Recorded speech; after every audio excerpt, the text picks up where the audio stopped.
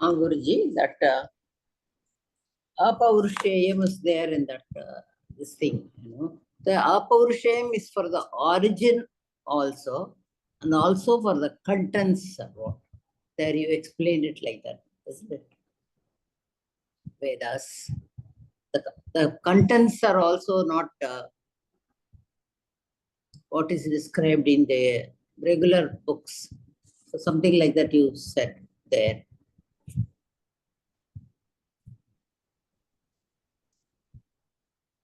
Content is not okay.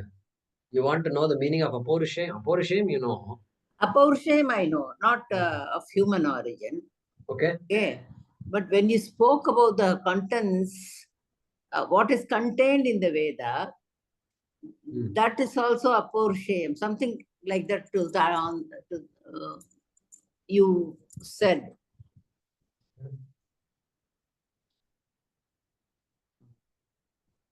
Yeah, the entire text is Apaurushayam, including the words of the text. That's what. See, it is not created by human thing.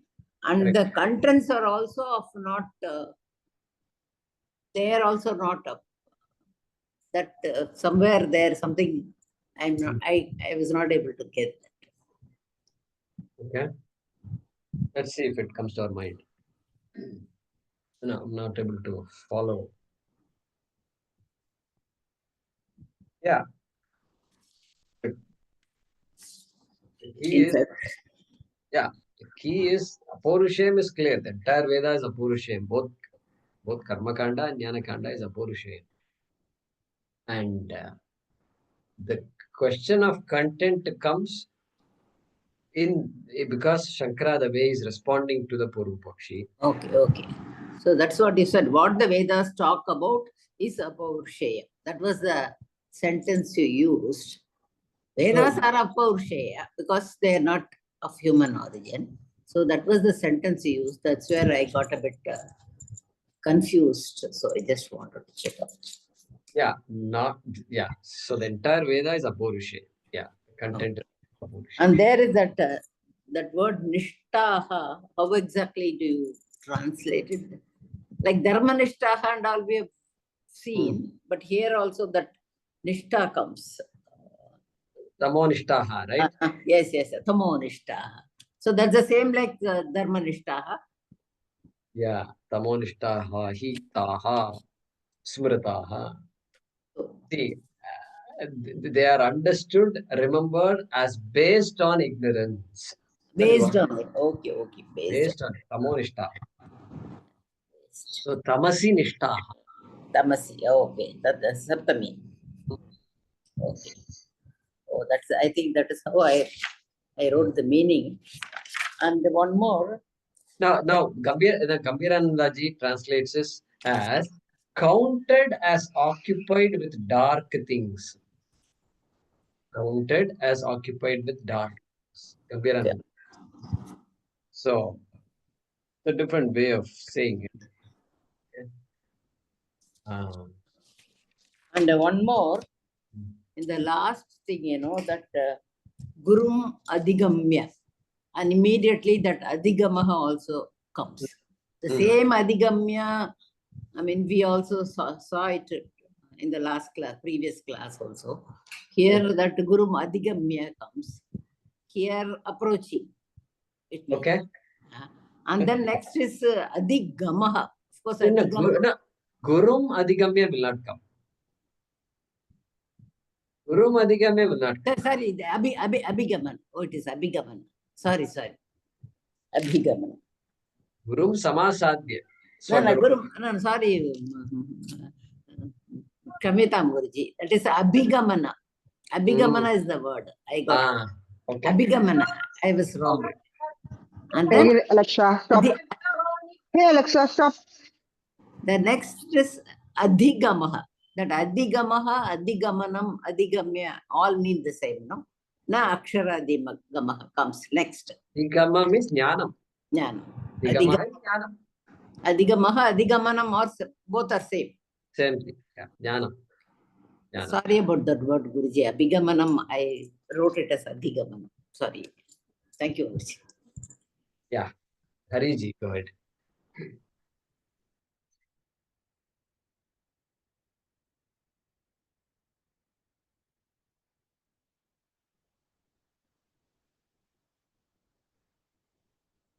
Hari Om Guruji. Hari Om. Guruji, you have been explaining about the Karmakanda portion where you were highlighting about the Shabda and Shabdartha. And suppose a scholar, he understands the complete meaning, both internal and external meaning of Karmakanda, who is a Sanskrit scholar, word by word, he knows exactly what he is chanting. Is he eligible then for moksha? Here we are only telling this Purohit who comes and chanting without the knowledge, he is not eligible because he is only giving importance to Shabda, not for Shabdartha. So does it, is it not, can I assume that the Karmakanda as such is not totally rejected? A person who does the Karmakanda with the full knowledge,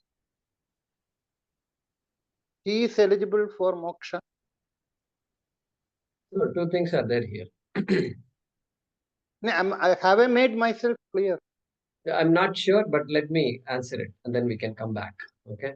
So, number one, when the Purohit has learnt in the Veda Padishala, they know, we are not putting them down. They know a lot. They know a lot and they are experts in Karma Kanda. And we need Karma Kanda for our lives to move on. Okay. And we need them. Okay. Number one. Number two, they know the meaning of the Karma Kanda. Karma Kanda mantras, we should give them the benefit of doubt that they know the meanings of those things. Yeah. They may not know, means some people may not know, that's okay. But they know the meaning of the Karma Kanda mantras also. Devatas, how it works, they know. When you do a pinda in the Shraddham, when you do pinda and give it to this crow, they know the process, how it works. Yeah. They know all the mantras, what it says. Yeah. It goes to the Prithris through the crows. Okay. They know all these things. They know everything. That is part number two. Next is moksha. This topic of moksha is the one that is where we can discuss. What is the discussion? A karma kanda prayoga and will not give one moksha. Will not, whether they know or not, I don't know. I tell you why I don't know. Because they asked me to give a talk. This person who is running a Veda Pathashala called me up and he says, Jaikumar, our people are all studying Vedas left and right, but they don't know. They don't know what moksha is. They don't know the purpose of life and all that. You come and talk to them. I was a bit taken aback because how am I going to talk to Veda Pathashala? Children are there, young children and adults are also there. They are about to graduate. They are about to get married. That age they are. Means, 22, 23 plus. And so I went there and I spoke to them I asked them about Purusharthas. Do all of us know what Purusharthas are? Yes, all of us do. Guess what? These Vidyarthis, they did not know what Purusharthas are. So it was a revelation for me. What they learn in terms of life, etc. I mean, they know a lot. They know a lot. They can talk a lot also. But some of the things about what we are getting in this Laukika, in this worldly life that we are leading, and what the Veda can give us, they can say in generalities, but they are not able to talk about moksha that well. And they might say moksha, Swargavasam is moksha. Swarga Prapti is moksha. Vaikuntha Prapti is moksha. In one Veda Padashala, that teacher was very knowledgeable. He talked very well about the Yayata Daksharam Adhigamyate. Adhyapak, he knows very well. He's a jnani. Okay. So all these variations will be there. So whether they are qualified, everybody is qualified for moksha. You and I are also qualified, they are also qualified. Correct? Everybody is qualified. We don't need to question the qualifications of anybody. Right? So if they are qualified for moksha means we can make the statement this yayata daksharam adhigamyate tena eva mokshaha prapyate. By understanding the Mahavakya only, we can get moksha. Let's say anybody is qualified for that. Means anybody it is meant for everybody. That we can say. Now tell me. Guruji, does this mean? One minute. Hold on. I have got Yeah. attached to this. I have one more doubt. If that is so, what could be the reason Rishi Vedavyasa has combined Upanishad with Karmakanda? Why did he not have Karmakanda as one book and Upanishad as separate book? There must have been some reason why he has combined Upanishad with Karmakanda. Because it's offered by the same rishis, Yajur mantras. It is a Yajur mantra. Upanishad is also Yajur mantra. The other Karmakanda mantras are also Yajur mantra. Therefore, it is coming under Yajur Veda. And likewise, it is Rig also. Likewise, Sama, everything. This is called Sama mantra. These mantras that are sung in a particular way are called Sama mantra. What topic, whether the topic is Dharma, Artha, Kama, Moksha, is not the way it is categorized. It is categorized by the Sama, that singing. These are the mantras that are sung. And therefore, you are a Samavedi. And you have to study all these things. And it is all Purusharthas. Dharma is there, Artha is there, Kama is there, Moksha is there. Everything is there. That's all. That is the way of categorizing. Mantra type is the way of categorizing, not Purushartha categorization. So it means we should not analyze too much that why and why not. We have to consider that only as a mantra group together. I'm saying, you ask next time Sakshat Kritanandaji comes to your Hyderabad, you ask him that question. Please, don't rely on me, Hariji. Don't rely. These are all you're asking. Why did Veda Vyasa do this? Okay. So you should ask them also and ask them the answer.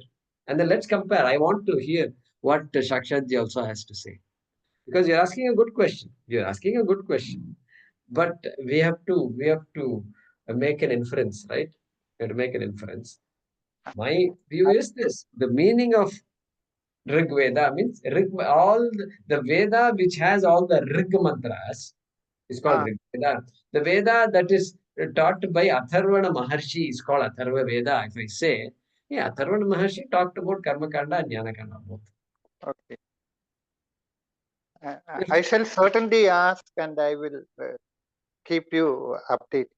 Yeah, you can tell him I also requested you to ask. That also is fine. I will, because he keeps on coming here. Hyderabad is one of his centers. Yeah, definitely. I've seen you with him.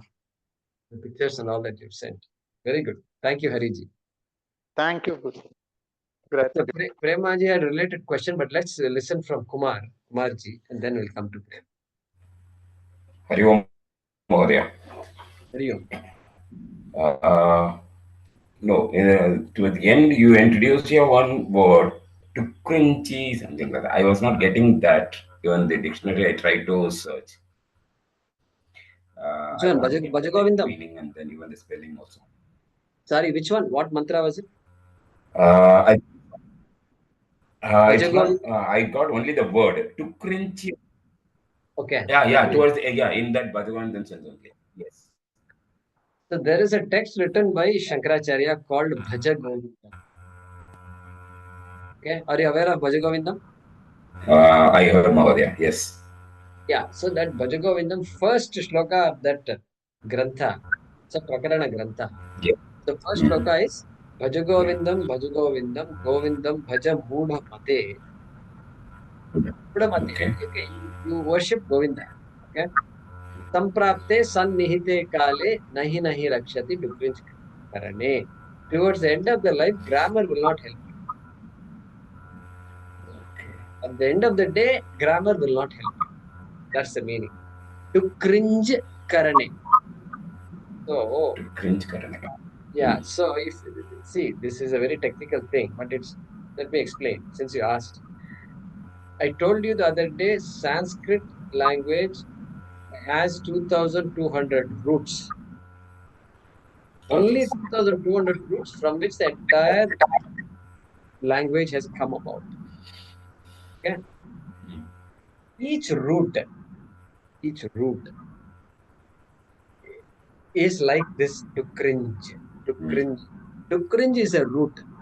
Root word, Dhatu. It is a root which has the root kr in it. To cringe. Really two drops of inj drops of leaving kr. And kr is the dhatu which gives rise to all the words which like karoti, kurutaha, kurvanti, karoshi, kuruthaha, kuruta, and then kuru, yeah, kurushva, all these things, all these verbs which have the meaning to do must be done, karta, kartavyaha, karanam, everything, all these things are there. All coming from the root kr. And the dhatu kosha will tell you to cringe karane. It tells you the meaning also of the root. Because the root should have a meaning, you know. And so the meaning is Yeah. karane and the root is to cringe. Karane means what? In the sense of action. You use the root kr when you want to express some kind of action. Action related word. Anything to do with action, you can use the root kr. That is the meaning of to cringe karane. Okay. Okay. Dhanyavad Mahodaya.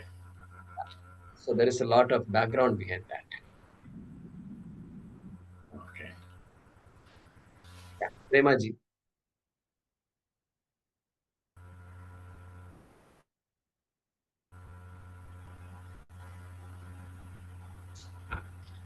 Guruji, as we were discussing the Artha Jnana and the Shabda Jnana, everyone is qualified to get moksham, like you said, everyone is eligible. Okay, we might be eligible, but there is one, to my understanding, I'd like it clarified, is that we have to make a certain effort to purify. So the Shama, Dama, Uparati, etc. So that part was missing from that question, because just knowing the Shabda Jnana or the meanings of the words does not suffice. There is another process by which we move towards the moksha with intention, and that is self-refinement. So that I want to clarify that. Is that okay thinking? Yeah, so exactly. So that is what Shankaracharya is indicating by that phrase, right? Guru abhigamanadi lakshanam vairagyam cha. That phrase includes everything you have said. Vivekaha, vairagyam, shamadamadi, shatka sampattihi, mumukshutvam. All that is indicated by that phrase here. Guru abhigamanadi lakshanam vairagyam cha. So from the Vidyalayam, when they come out in the Veda Patashala, they have the words, they might know some of the Shabdartham, but what is not emphasized there is the Shuddhi, which will make them or want that, they're not looking for moksham at that point in time, except it's going to be a livelihood. Correct. It's going to be kriya. So karma. So they are officiators of karma for us. They are the officials who help us with our yagas or homas. And they should be exposed to some extent about Paravidya also. Because after all, they are the ones who are studying the Vedas, and it's a Veda that contains Paravidya, Paravidya, Atmavidya. So to some extent, they must be exposed. If they can say things like a karma cannot give moksha, only jnanam gives moksha, but karma is essential for chitta shuddhi. You have to be a Vaidika has to do karma, a grasta has to do karma till the last day. The only way to escape from karma is to take sannyasa. Like that, if they talk, that means they are in the right track, they are doing the karma, they are officiating, and they are also guiding the people accordingly. That would be nice. That would be nice.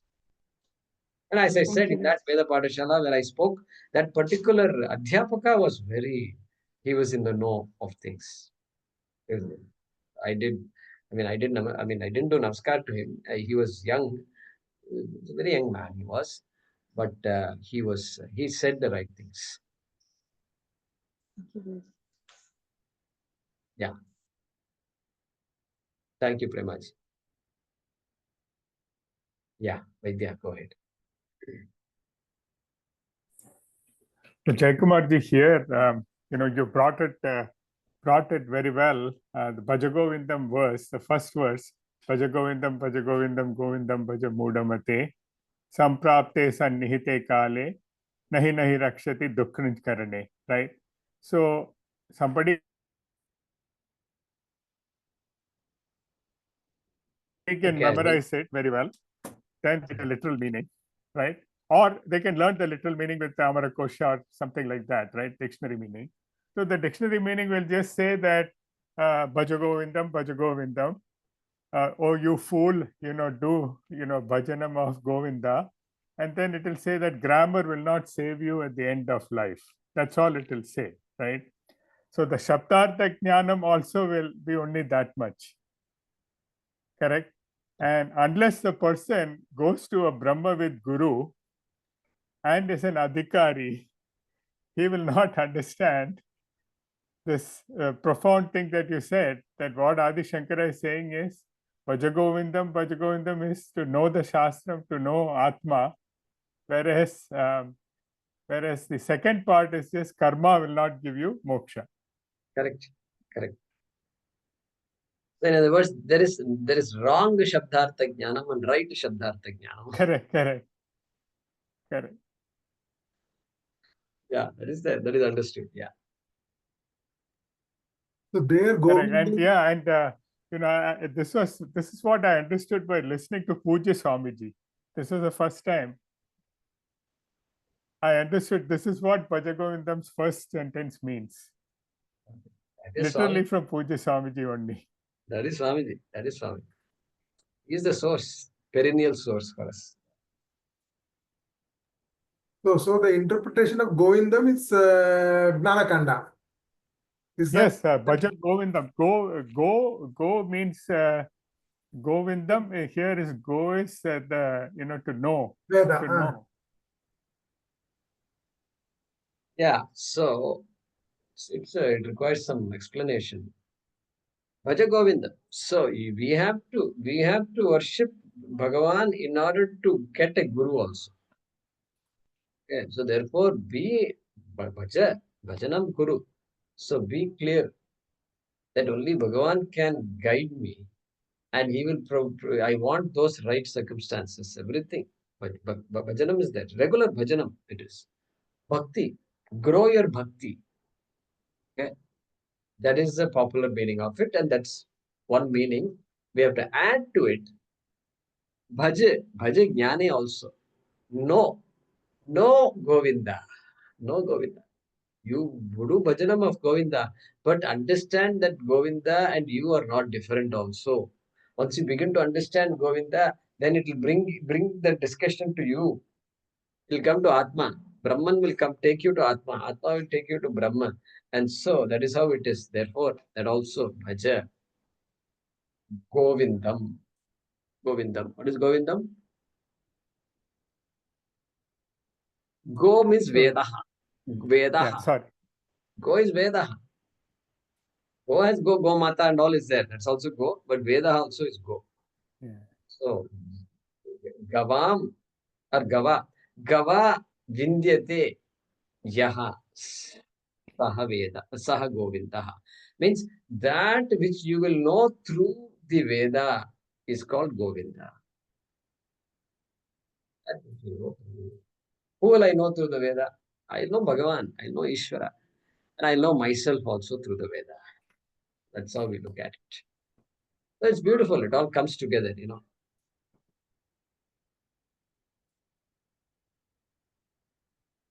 Thank you, Vaidyani. Yeah. Guruji, Yeah, Vindya- thank you, Jay Kumarji. So this is another way of saying, Govinda there means Vedanta Vedya. Right, that comes in so many Shastriya Sangeetam songs, so many shlokas, so many Sahasranama. Correct. So thank you, thank you. Vedanta Vidya. That's good. Vedanta Vidya. Veda Vedanta Veda Vedanta Vedya Yanamaha, something like that. Dakshinamurti, there is a particular Namavali. Mm. Thank you, Jay Kumar. Sure.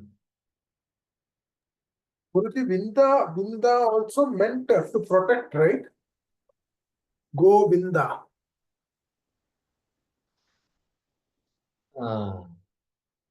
See, Vid Jnane becomes Vind. Vind to get also is there. Vindate. Vindate to get. Protect sense, I'm not sure. I don't know. No, to get or to know. To get or to know.